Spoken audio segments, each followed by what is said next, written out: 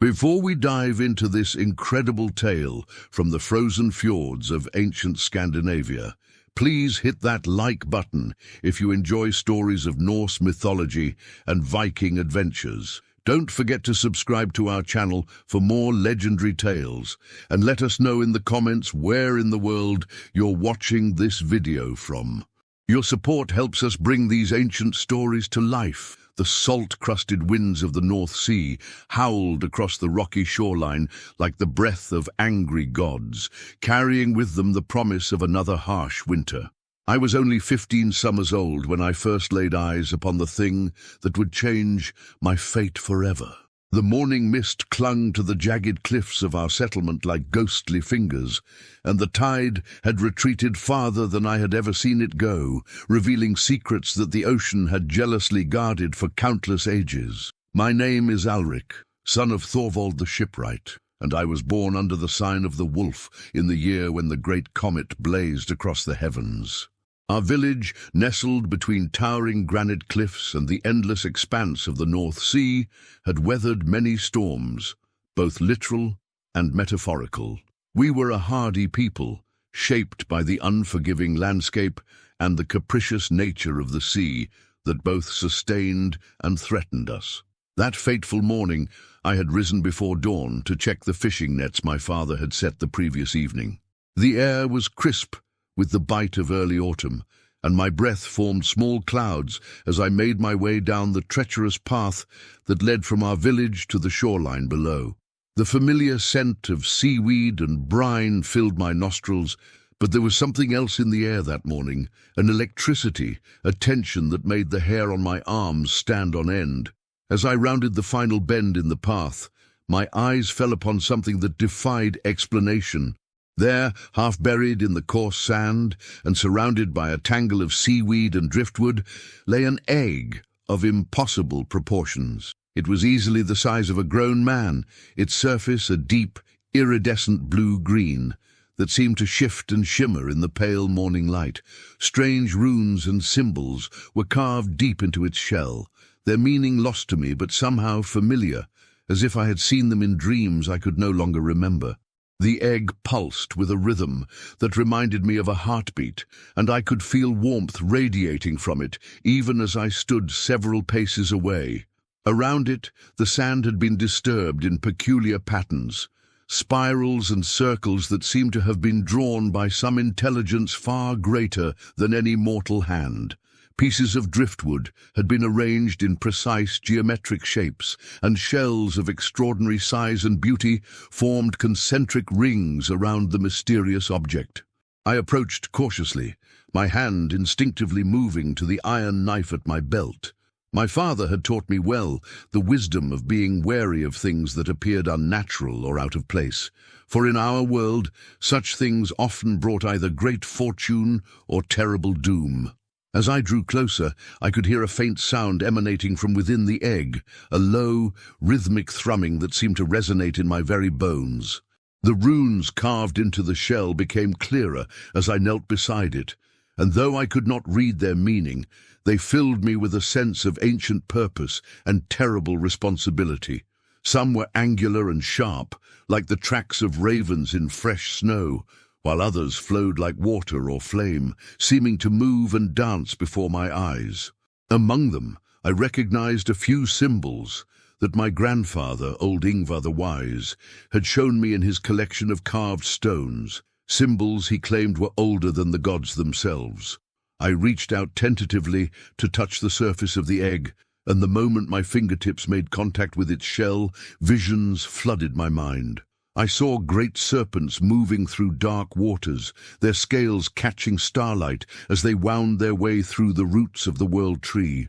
I saw battles fought between gods and giants, the very foundations of the earth trembling with their fury.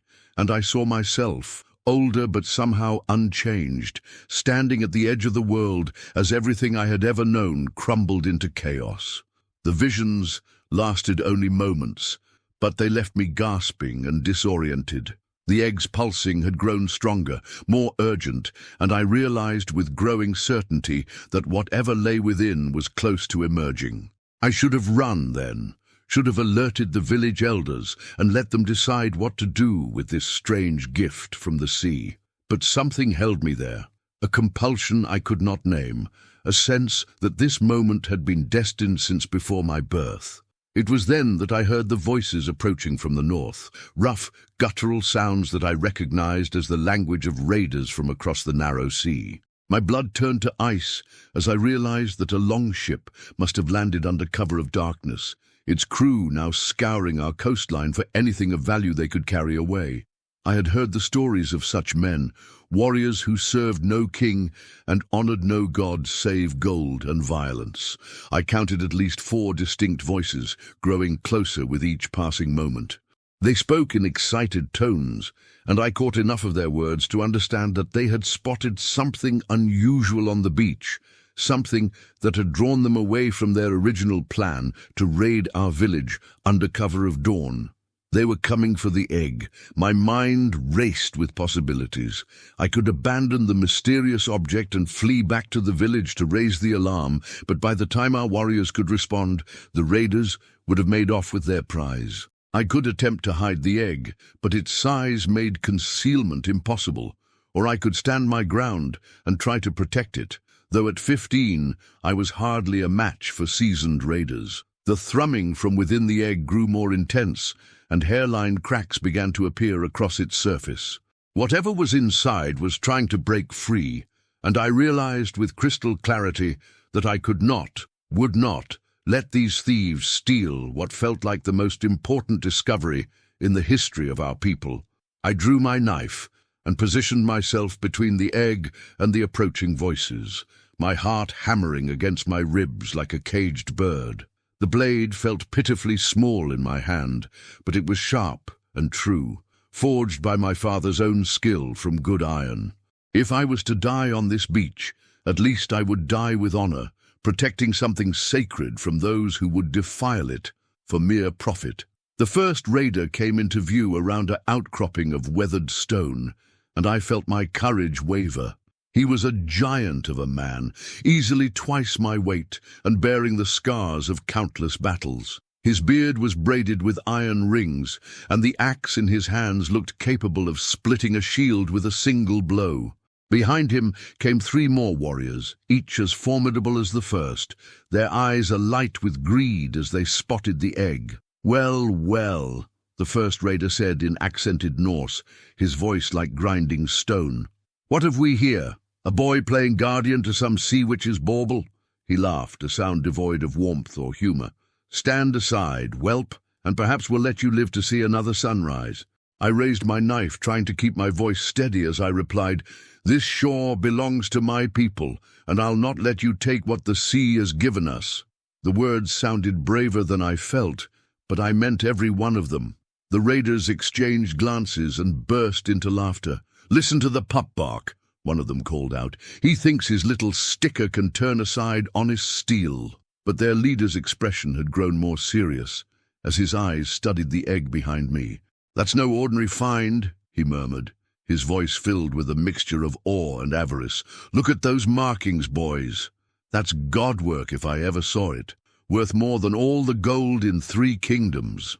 The cracks in the egg's surface were spreading now, forming an intricate web across its entire circumference. The thrumming had become so intense that I could feel it in my teeth, and a strange, otherworldly light began to seep through the fissures. The raiders fell silent, their laughter dying as they realized they were witnessing something far beyond their understanding. "The thing's hatching," one of them whispered, his voice filled with superstitious dread. "We should go. Nothing good comes from meddling with such things." But their leader's greed overcame his caution. "All the more reason to claim it now," he snarled, raising his axe. "Boy, this is your last chance. Move, or I'll move you myself." I felt a strange calm descend over me as I shook my head. "I will not abandon my post." The raider's face twisted with rage, and he charged forward with a battle cry that echoed off the cliffs. I dodged to the left, feeling his axe whistle past my ear, and managed to score a shallow cut across his forearm with my knife. But I knew I could not hold them off for long. They were too many, too skilled, too strong. It was at that moment that the egg finally cracked open. The sound that emerged from the splitting egg was unlike anything I had ever heard. Part roar, part hiss, part song, echoing across the water with such power that the very air seemed to vibrate. The raiders froze in their tracks, their faces pale with terror, as something vast and impossible began to unfold from within that ancient shell. What emerged defied mortal comprehension. A serpent's head, easily the size of a small boat, pushed through the widening cracks in the egg. Its scales were the deep blue-green of ocean depths, shot through with silver patterns that reminded me of starlight on water. Eyes like molten gold fixed upon me with an intelligence so ancient and profound that I felt my knees threaten to buckle beneath their weight. This was no ordinary sea serpent. Even as young and inexperienced as I was, I could feel the divine power radiating from the creature like heat from a forge. The runes carved into the now shattered egg began to glow with their own inner light, and I realized with a mixture of terror and wonder that I was witnessing the birth of one of the great powers of the world. The raiders had fallen to their knees, their weapons forgotten, as they pressed their faces to the sand in abject terror. Their leader, the man who had threatened to kill me moments before, was now blubbering prayers to gods whose names I had never heard, begging for mercy from a power far greater than any earthly king. But the serpent's gaze remained fixed on me, and I found that I could not look away, even if I had wanted to. In those golden eyes, I saw the depths of the ocean, the roots of the world tree, the very foundations upon which all of creation rested. And slowly, incredibly, I began to understand what I was seeing. This was Jörmungandr, the World Serpent, child of Loki, and destined to bring about the end of all things during the final battle of Ragnarok. According to the old stories my grandfather had told me, the great serpent had been cast into the ocean by Odin himself, where it would grow until it was large enough to encircle Midgard and grasp its own tail. But here it was, newly hatched and vulnerable, looking at me with what I could only interpret as gratitude. The massive head lowered until it was level with my own, and I could feel the creature's breath on my face, warm and surprisingly sweet, like summer flowers blooming in an unexpected place. When it spoke, its voice resonated not in my ears, but directly in my mind, bypassing the crude mechanism of sound entirely. "Young guardian," the voice said, each word carrying the weight of centuries, "you have shown courage in protecting my vulnerable form. You stood against those who would claim me for their own petty purposes, asking nothing in return save the knowledge that you had done what was right." I tried to speak, to ask the 1,000 questions burning in my mind, but found that my voice had deserted me entirely. The serpent seemed to understand my predicament and continued its impossible communication. "I am indeed Jörmungandr, as your people call me, though I have borne many names across the long ages. The egg that sheltered me has drifted through the currents of time itself, waiting for the proper moment and the proper guardian to witness my emergence. You, Alric, son of Thorvald, have proven yourself worthy of a gift that few mortals have ever received." The great head moved closer, and I felt one of the serpent's massive coils brush against my leg. The touch was surprisingly gentle, like being caressed by warm silk, but I could feel the incredible power contained within that seemingly effortless contact. "The end times approach, young one, though they are still many centuries distant by mortal reckoning. When Ragnarok comes at last, when the bonds that hold the universe together begin to fray, I will need a guardian, someone to stand with me at the final threshold, to witness the ending of one age and the beginning of another." I finally found my voice, though it came out as barely more than a whisper. "Why me? I'm just a fisherman's son. I know nothing of gods or destiny." The serpent's mental voice carried what I could only interpret as amusement. "Precisely because you are just a fisherman's son. You acted not out of ambition or desire for glory, but simply because you saw something that needed protecting and chose to place yourself in harm's way. Such pure motivation is rarer than you might think, even among gods. One of the raiders, not their leader but a younger man with terror-bright eyes, suddenly leaped to his feet and made a desperate charge toward the serpent's exposed flank, his sword raised high. I don't know what he hoped to accomplish. Perhaps he thought to wound the creature while it was distracted, or maybe simple panic had driven him past rational thought. Jörmungandr's reaction was swift and terrible. A section of the serpent's body whipped around faster than my eye could follow, striking the raider with such force that he was hurled through the air to crash against the cliff face 100 yards away. The sound of his impact echoed across the water like thunder, and I knew without checking that he would never threaten anyone again. The remaining raiders pressed themselves even flatter against the sand, their terror so complete that several had lost control of their bodily functions.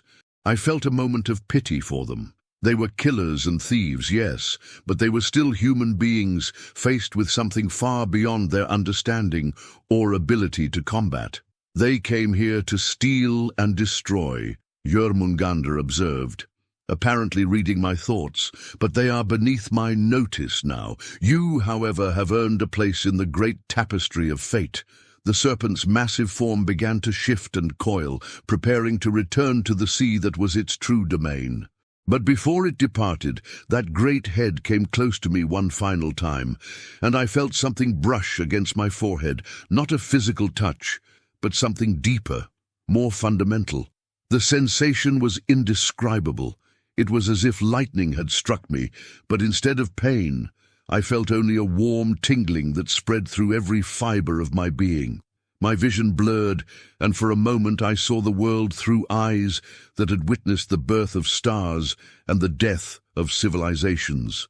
I saw the great pattern that connected all things, the invisible threads that bound every living creature to every other, and my own small but vital place within that cosmic design.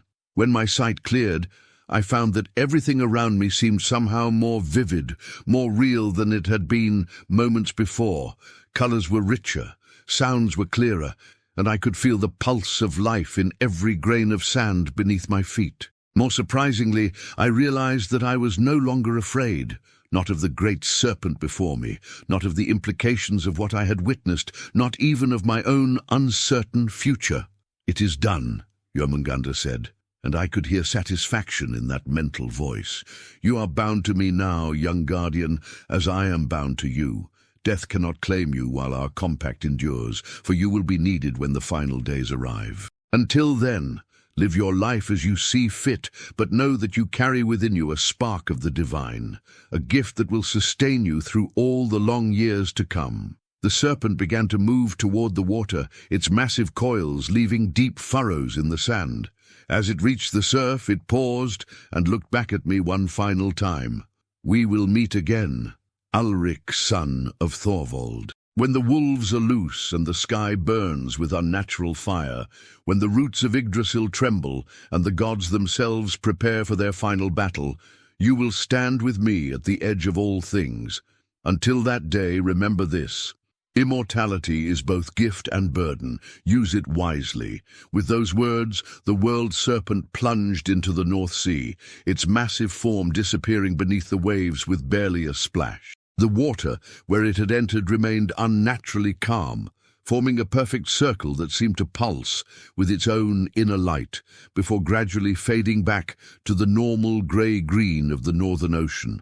I stood alone on the beach, surrounded by the scattered remnants of the egg that had contained a god, facing 3 terrified raiders who were only now beginning to realize that they had survived an encounter with forces beyond mortal comprehension. The morning sun had risen fully above the horizon, painting the sky in shades of gold and crimson, and I could hear the distant sounds of my village beginning to wake. But I was no longer the same boy who had walked down to check the fishing nets in the pre-dawn darkness. Something fundamental had changed within me, something that went far deeper than mere physical alteration. I could feel it in the steady rhythm of my heartbeat, in the easy flow of breath through my lungs, in the strange new awareness that seemed to extend beyond the boundaries of my own skin. The raiders were beginning to stir, their immediate terror fading into a more manageable fear mixed with bewilderment. Their leader, The man who had threatened to kill me slowly raised his head and looked at me with eyes that held a mixture of awe and confusion. "What? What are you?" he whispered, his voice hoarse with shock. I considered his question carefully before answering. What was I indeed? Still human, certainly, but human touched by something divine, marked by a destiny I was only beginning to understand. I was a guardian now, chosen by the World Serpent itself to bear witness to the end of all things. But I was also still Alric, son of Thorvald, a boy from a small fishing village who had simply tried to do the right thing when faced with an impossible situation. "I am what I have always been," I finally replied, though I knew the words were both true and utterly inadequate. "But I am also something more now. Something I don't fully understand yet." The raider leader struggled to his feet, his previous arrogance completely abandoned. "The serpent, it spoke to you. We heard its voice in our minds. What did it want?" I looked out at the sea where Jörmungandr had disappeared, noting that the water still seemed to hold an echo of the creature's presence. How could I explain what had happened when I barely understood it myself? How could I make these mortal men comprehend that they had witnessed the awakening of a force that would one day bring about the end of the world? "It wanted a guardian," I said simply. "Someone to remember this day and stand ready when the time comes for all things to end and begin anew." The raiders exchanged uncertain glances, clearly struggling to process what they had experienced. Finally, their leader nodded slowly, as if coming to some internal decision. We came here for plunder," he said, his voice heavy with shame. "But we have seen something today that makes gold and silver seem like children's toys. We will not trouble your village, boy. We will sail away and never speak of this to anyone who was not here to see it with their own eyes." I nodded, understanding that their encounter with the divine had changed them as surely as mine had changed me, though perhaps not as permanently. "Go in peace, then, and remember what you have witnessed. The old stories are not just tales told around winter fires. They are warnings and promises of what is to come." As the raiders made their way back toward their hidden ship, I began the long walk back to my village, my mind reeling with the implications of what had occurred. I would have to tell my father something, of course, and the village elders would want to know why I had been gone so long. But how could I explain that I had been chosen by one of the great powers of the world to serve as guardian until the end of time itself? More immediately, I wondered about the changes I could feel within myself. Jörmungandr had said that death could not claim me while our compact endured, but what did that truly mean? Would I age as other men did, or would I remain as I was, watching centuries pass like seasons? Would I remember this moment clearly, even when decades had dulled every other memory? As I climbed the familiar path back to my village, I realized that I was no longer simply Alric, son of Thorvald. I was Alric the Guardian, chosen by the World Serpent, bound to a destiny that stretched far beyond the normal span of mortal lives. The thought should have terrified me, but instead, I felt a strange sense of peace. Whatever the future held, whatever trials and wonders awaited me in the long years to come, I would face them with the knowledge that I had been chosen for a purpose greater than myself. And when the final days arrived, when Ragnarok came at last to sweep away the old world and birth the new, I would stand ready beside my terrible patron, faithful to the trust that had been placed in me on this extraordinary morning by the endless sea. Centuries have passed since that fateful morning on the windswept shore of my birth. I have watched empires rise and fall, seen forests grow from seeds and wither back to dust, witnessed the birth of new gods and the fading of old ones. My village is long gone, its people scattered to the winds of time, but I remember them all, every face, every voice, every shared moment around the fire on long winter nights. The gift Jörmungandr gave me that day has proven both blessing and curse, as the serpent warned it would be. I do not age as mortal men do. My body remains as it was on that morning when I was 15 summers old, though my mind carries the weight of countless years. I have loved and lost more times than I care to count, have watched children grow old and die while I remained unchanged, have seen the pain in the eyes of those who begin to suspect what I truly am. Yet I do not regret the choice I made to stand guard over that impossible egg. In the depths of my immortal solitude, I have come to understand that some purposes are greater than personal happiness, some destinies more important than individual desires. I am the bridge between the age that is ending and the age that is yet to come, the witness who will remember what was when all else has been forgotten. The signs grow stronger now with each passing year. The wolves Skirl and Hati draw ever closer to devouring the sun and moon. The roots of Yggdrasil tremble with increasing frequency. Wars rage across Midgard with unprecedented fury, and brother raises sword against brother with growing frequency. The binding that holds Fenrir grows weaker, and in my dreams I can hear the distant sound of chains beginning to snap. Soon, perhaps in mere decades rather than centuries, the final battle will begin.